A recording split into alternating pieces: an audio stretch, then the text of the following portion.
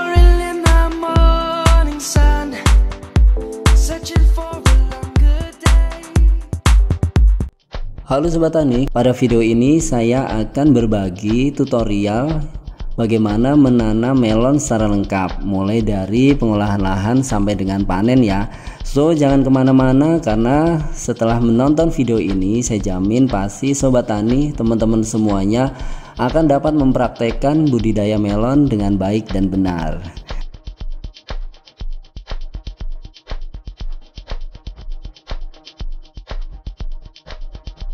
Tahap pertama yang harus dilakukan adalah Sobat Tani harus memiliki stok pupuk organik atau pupuk kandang. Nah, jika Sobat Tani belum memiliki stok tersebut, maka saya sarankan untuk Sobat Tani membuat pupuk organik dengan cara difermentasi. Caranya gampang, fermentasi hanya menggunakan E4, bisa kita beli di toko-toko pertanian dan harganya pun terjangkau.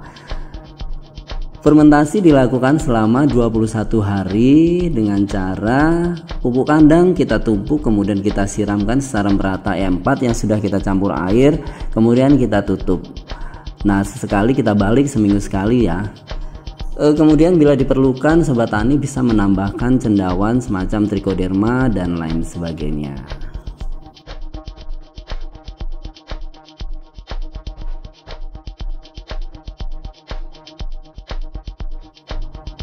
Kemudian pada pengolahan lahan Sobat Tani bisa menggunakan alat sintan, baik itu traktor roda 4 ataupun roda 2, dengan cara membajak dengan kedalaman tertentu. Setelah dibajak, Sobat Tani harus membuat bedengan. Nah, ukuran bedengan adalah dengan lebar antara 60 cm sampai 120 cm. Tinggal dipilih apakah pilih 60, 100 atau 120. Karena kita mau menanam satu baris, maka saya sarankan untuk 100 atau 80 cm saja. Tinggi bedengan adalah 30 cm. Hal ini kenapa? Agar pada saat musim hujan tanaman kita tidak terendam air. Panjang bedengan bisa kita buat sesuai dengan kontur atau luas lahan kita.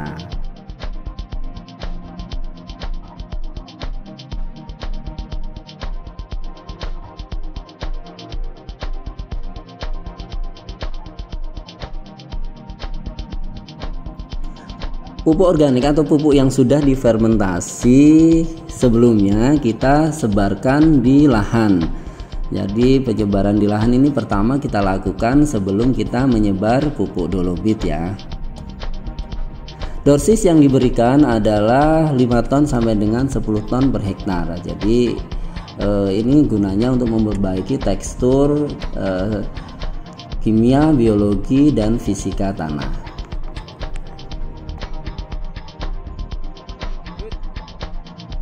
Menambahkan kapur pertanian atau kapur dolomit.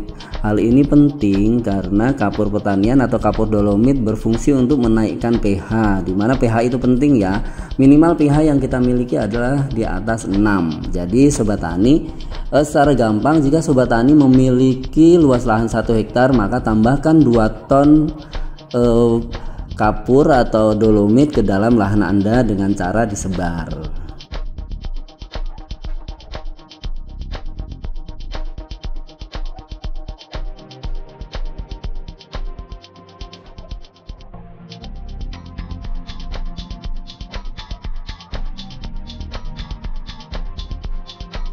Tahap selanjutnya adalah pemberian pupuk dasar. Nah, pupuk dasar ini kita berikan sebelum kita menutup bedengan kita dengan mulsa ya. Dosis yang diberikan adalah antara 60 sampai dengan 100 gram per tanaman. Jadi per tanaman ya.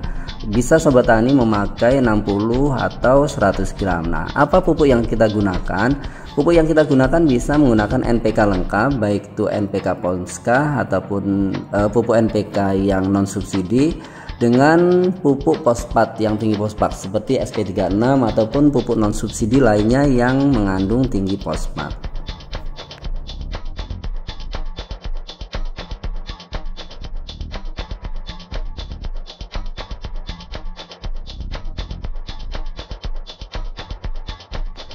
Pemangkasan mulsa dan drip irigasi kita lakukan setelah pupuk kimia atau pupuk dasar kita tebarkan. Mulsa ini berfungsi untuk menjaga kelembapan tanah, membebaskan tanaman dari gulma. Kemudian kalau drip ini bisa kita gunakan untuk penyiraman dan juga pengocoran pupuk kimia apabila nanti kita tidak menggunakan pengocoran secara manual. Jadi nanti pupuk kimia bisa kita alirkan melalui drip irigasi ini.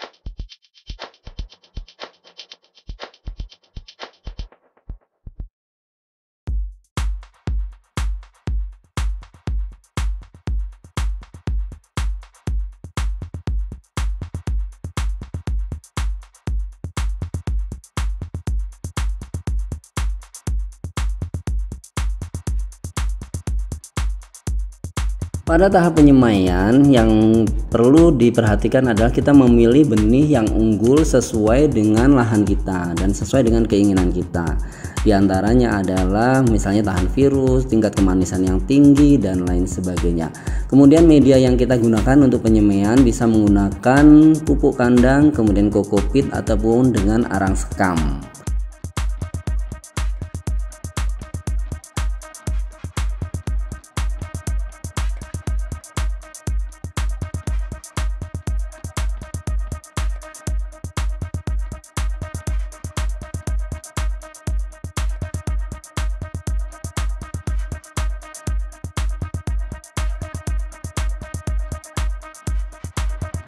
Penanaman dilakukan pada sore hari. Nah, biasanya atau lebih baiknya benih itu bisa berumur di bawah 10 hari setelah semai ya. Jadi maksimalnya sampai 15 hari setelah semai. Jangan terlalu tua karena untuk golongan atau famili timun-timunan ini lebih mudah, lebih baik untuk menanamnya. Jadi adaptasinya lebih bagus lagi.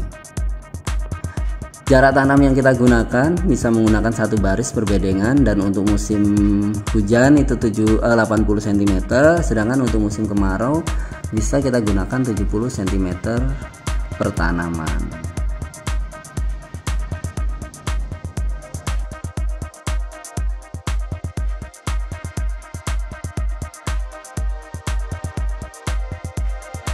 Kita gunakan pupuk yang digunakan pada fase vegetatif seperti Mutiara 16-16-16 dengan Karate plus Boroni. Dosis yang kita gunakan adalah kita kocor dengan menggunakan drum. Jadi kalau untuk vegetatif ini 2 kg NPK dan 1 kg Boroni kita cairkan dalam 200 liter air. Kemudian per tanamannya kita berikan sekitar 250 ml.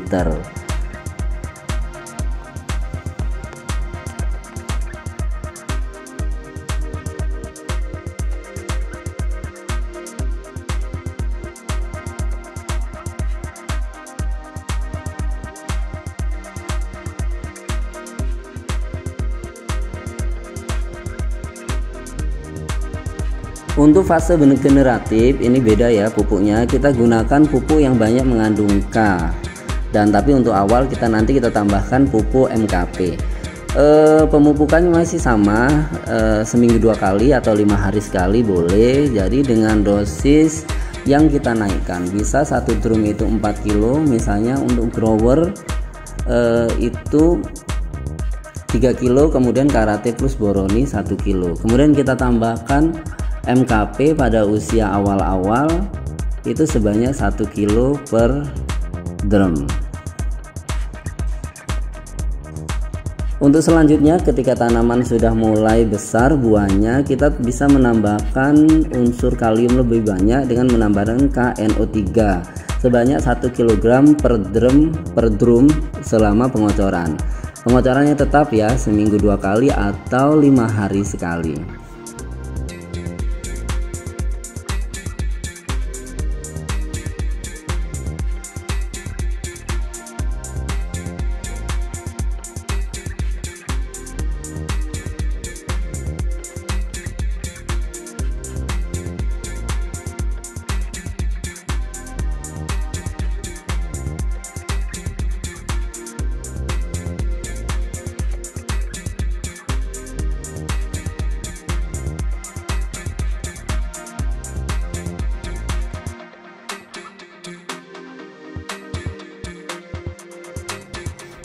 Untuk pemangkasan atau pruning yang perlu kita perhatikan bahwa kita akan memelihara 3 batang yang akan kita jadikan batang utama. Jadi pada saat melon usia 17 hari itu percabangan sudah mulai tumbuh, jadi kita pilih 3 batang utama yang paling besar, kemudian cabang-cabang yang lain kita buang, sehingga nanti yang kita naikkan adalah 3 batang utama ini.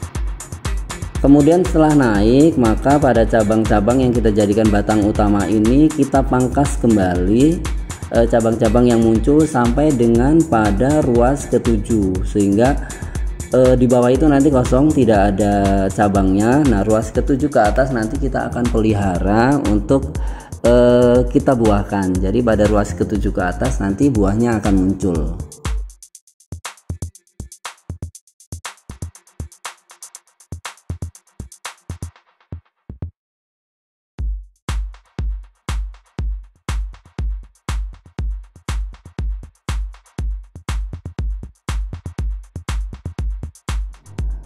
Untuk pangkas dan seleksi buah bisa kita lakukan pada saat usia tanaman mencapai 40 hari setelah tanam. Jadi buah-buah sudah sebesar telur.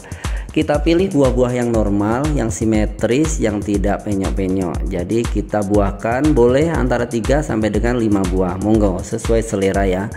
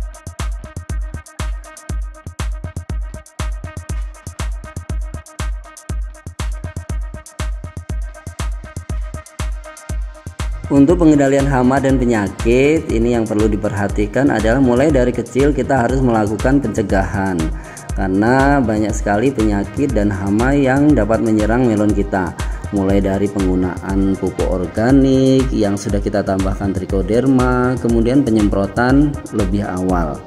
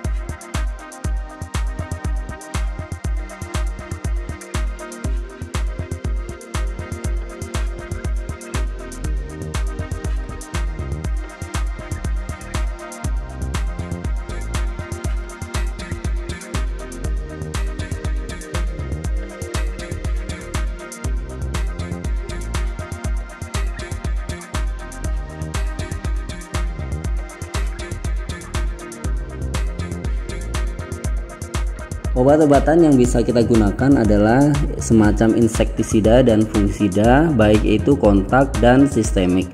Berikut ini contoh obat-obatan yang saya gunakan. Yang pertama adalah kita bisa menggunakan metindo dengan bahan aktif metomil, kemudian stadium dengan bahan aktif abamectin, kemudian Cronus juga bahan aktif abamectin. Kemudian untuk fungisida saya menggunakan amistartop dan ditin. Jika diperlukan untuk fungisida kita bisa tambahkan dengan bahan aktif benomil. Untuk lalat buah kita bisa menggunakan perangkap lalat buah, ada di video saya. Kemudian kita bisa menggunakan sidametrin ataupun kurakron, yaitu insektisida yang berbau tajam.